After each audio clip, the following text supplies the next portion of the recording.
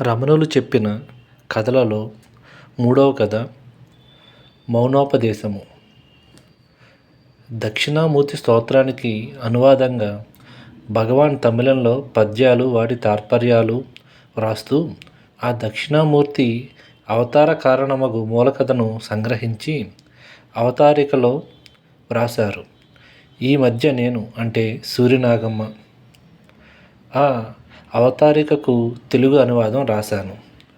భగవాన్ అది చూసి చిరునవ్వుతో, ఇదిగో నేను ఈ స్తోత్రానికి సంబంధించినంత వరకే కథ సంగ్రహించి వ్రాసాను గాని అసలు కథ చిత్రంగా ఉంది అంటూ ఇలా చెప్పసాగారు. త్రిమూర్తులలో మొదటివాడైన బ్రహ్మ సృష్టికర్త. విశ్వాన్ని నిర్మించి దానిలో జీవరాశులను నింపుటకు తగిన మనస్సు నుంచి కొందరు శక్తిమంతులైన ప్రతినిధులను సృష్టించాడు. వశిష్ఠుడు, నారదుడు, ఋభువు, దక్షుడు వారిలో కొందరు. ఆయన వారి గృహస్థులై సంతానాభివృద్ధి చేయమన్నాడు. దక్షుడు వశిష్ఠుడు వంటి వారు తండ్రి ఆనతిని శిరసా వహించి ఆయన అనుగ్రహం చేత విశిష్ట స్థానాలను పొందారు.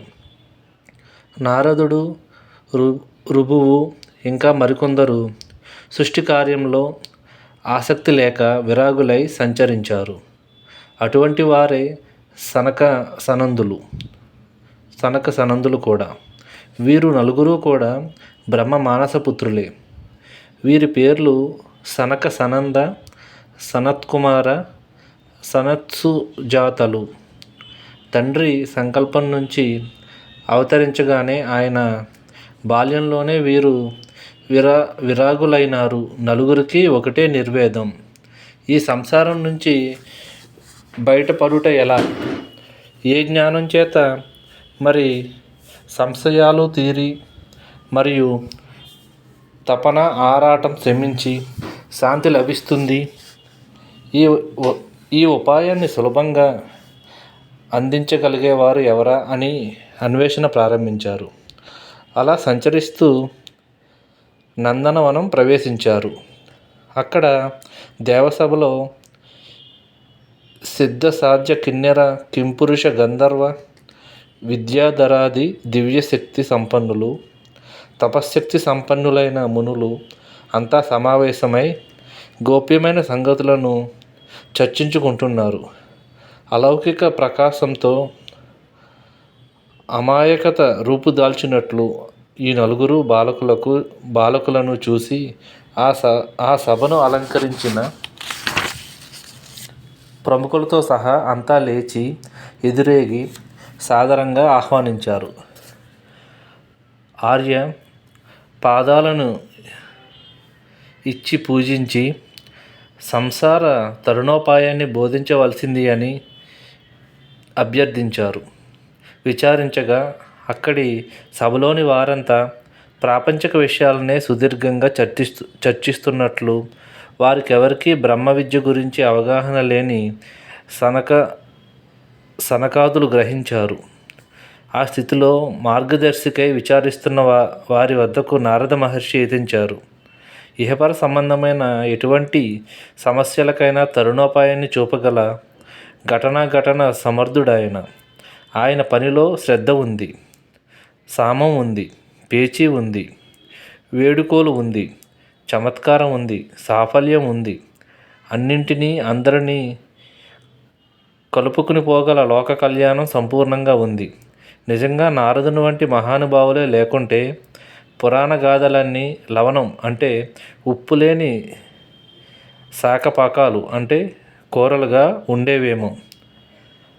బాలచతుష్టయం ఆయనను పూజించి తన మనోభావాన్ని తెలిపింది. ఇంకేం అంతకంటే ప్రీతిగొలిపే పనేముంటుంది నారదునికి? ఇప్పటికే సృష్టి కార్యంలో ఇచ్చలేని బ్రహ్మకుమారులను మోక్ష పదగాములుగా చేయడమే కాకుండా దక్ష శాపానికి కూడా గురయ్యాడు. అయితే ఆయనకు అదేమీ భయకారణం కాలేదు.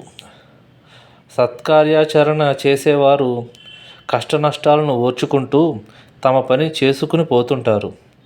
రండి, బ్రహ్మజ్ఞానాన్ని బోధించుటకు బ్రహ్మదేవుని కన్నా ఎవరు మిన్నా, ఆయననే ఆశ్రయిద్దాం అని వారిని సత్యలోకానికి తీసుకుని వెళ్ళాడు. కన్నులకు ఇంపైన సన్నివేశం అక్కడ వారికి సాక్షాత్కరించింది. చతుర్ముఖుడు, పితామహుడు అయిన బ్రహ్మ తన కమలాసనంలో కూర్చుని ఉన్నాడు. చదువుల తల్లి సరస్వతి శ్వేతపద్మాసనంపై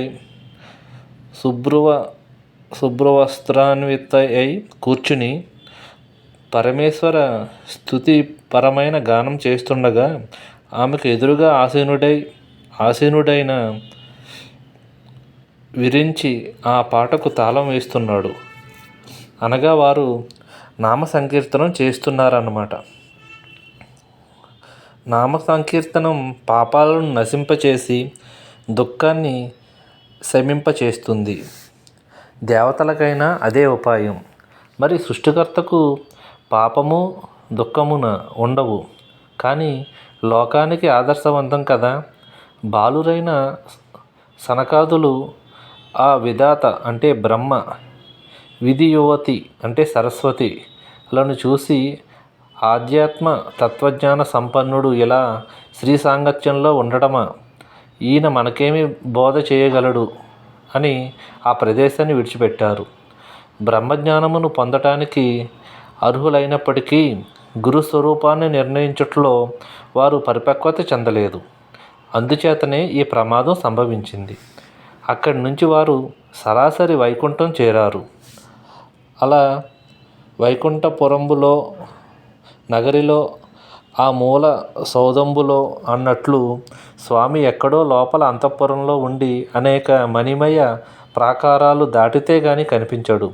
ఈలోపు ఎన్నెన్ని ద్వారాలో, ఎందరెందరో ద్వారపాలకులో.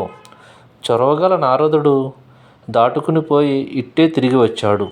బాగు అక్కడ బ్రహ్మదేవుడు భార్య ఎదురుగానైనా కొంచెం దూరంలో కూర్చున్నాడు.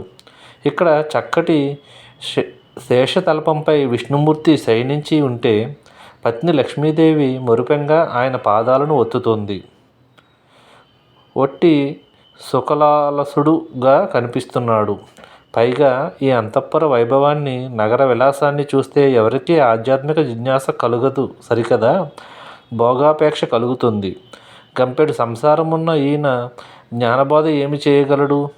ఇక మూడో వాడైన ముక్కంటినే ఆశ్రయిద్దాం, నిరాడంబరుడని ప్రసిద్ధి కదా అంటూ త్వరపెట్టాడు.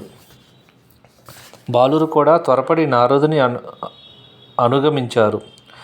అత్యంత శ్రమకోర్చి హిమశైలాలను దాటుతూ ఉన్నతమైన కైలాస పర్వతారోహణం చేశారు. అక్కడి దృశ్యాన్ని చూసి నిరుత్తురులైనారు.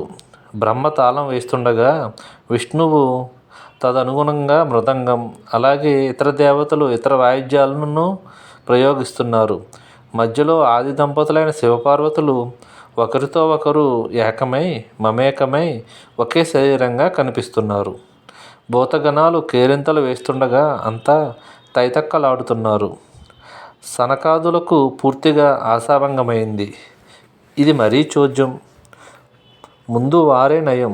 ఈయన శ్రీ సాంగత్యాన్ని వదలడానికే వీలు లేకుండా ఉన్నాడు. వీరి సంగతే ఇలా ఉంటే ఇక మనకెవరు బోధించేది అంటూ విషాదంతో కదిలారు. నర్తనకేలిలో నిమగ్నమై ఉన్న పరమశివుడు వీరి రాకపోకలను గమనిస్తూనే ఉన్నాడు. శ్రీ సాంగత్యం చేతనే జ్ఞానం నశిస్తుందా? వీరి అపోహ వీరిని జ్ఞానదూరాలను చేసింది అని జాలిపడి వారిని ఉద్ధరించుటకు నడుం కట్టాడు. పార్వతి వదిలి తానొక్కడే బయలుదేరాడు. సనకాదులు మనోభిష్టానికి తగిన రూపధారణ చేశాడు. తాపసులను కూడా సమ్మోహపరిచే ఆకృతి అది. షోడశ అంటే 16 సంవత్సరాల యువకుని వలె కళాప్రపూర్ణ ముఖబింబంతో శాంతికాంతులను ప్రసరిస్తూ సనకాదులు వస్తున్న త్రోవలో ఒక విశాల వటవృక్షం మొదట్లో ఎడమ పాదాన్ని కుడి మోకాలిపై ఉంచి చిన్ముద్ర ధరించి దక్షిణాభిముఖుడై యోగిరాజ్ చక్రవర్తి వలె సమాధి అవస్థలో ఆసీనుడైనాడు. ఆయన మహిమాతిశయం చేత ఆ ప్రాంతమంతా అలౌకిక శాంతి, తృప్తి, వెలుగులతో నిండిపోయింది. ఆ వాతావరణానికి ఆకర్షితులైన సనకాదులు అక్కడికి వచ్చి సూదంటు రాయి వలె ఉన్న ఆ దక్షిణామూర్తిని చూసే కొద్దీ వారి మనసులు చల్లబడి అంతకు ముందెన్నడూ అనుభవించని హాయిని, అనుభూతిని చెందసాగారు. ఆయన పాదాల వద్ద చతికిలపడ్డారు. ఏ ప్రయత్నం లేకుండానే స్వస్థితి అయిన సమాధిలో నెలకొన్నారు. ఆత్మసాక్షాత్కారం పొందారు. సంశయాలన్నీ దూరమయ్యాయి. హృదయగంధి తెగిపోయింది. సంశయాలు సమసిపోయాయి. గురువు బోధ మౌనం, శిష్యుల సంశయాలు పటాపంచలు. వీరు అడిగిందేమీ లేదు, ఆయన చెప్పింది లేదు. కానీ ఫలితం అమోఘం. శిష్యులు ఆత్మజానులైనారు. వాగ్రూప ఉపదేశం సామాన్యులకు, కొంత పక్వచితులకు కన్నుగీటితే చాలు తెలుసుకుంటారు. నయనదీక్ష అన్నమాట. అతి పక్వ చిత్తులకు కేవల సాన్నిధ్యమే అత్యంతికం. ఆ పూర్ణ మౌనంలోనే మనసు హృదయమగ్నత చెంది సద్వస్తువును గ్రహిస్తుంది. చిత్రం. మర్రి చెట్టు మొదట కూర్చున్న గురుడు యువకుడు, శిష్యులు వృద్ధులు. బలారే చిత్రం. మరి బాలురైన సనకాదులు వృద్ధులు అనడం ఉచితమేనా? ఆ జ్ఞానంలో పుట్టినవారు బాలులతో సమానం. అలా కానివారు బాలురైన జరామరణాలకు గురయ్యే వృద్ధుల వంటి వారేనని వివరణ. మిక్కిలి వృద్ధులైన తనను చేరి సేవించుచు బ్రహ్మనిష్టను పొందిన ఋషిముని గణాలచే పరివేష్టితుడై చిన్ముద్రతో రూపుదాల్చిన ఆనందమే అయినట్టి యువకుడు మౌనం చేతనే పరబ్రహ్మమును ప్రకటిస్తున్నాడు. అంటే ఇక వాక్కు ఎంతటి అమోఘమైనదో కదా. అటువంటి సంబరాలతో మెరిసిపోయే వానిని తనయందే క్రీడించుచు తృప్తుడై ఉన్నవానిని ఆచార్యులకు ప్రభువైన శ్రీ దక్షిణామూర్తిని సేవించెదను.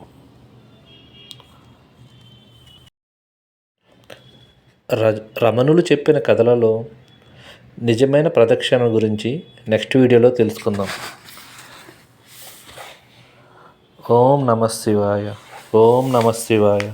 ఓం నమః శివాయ.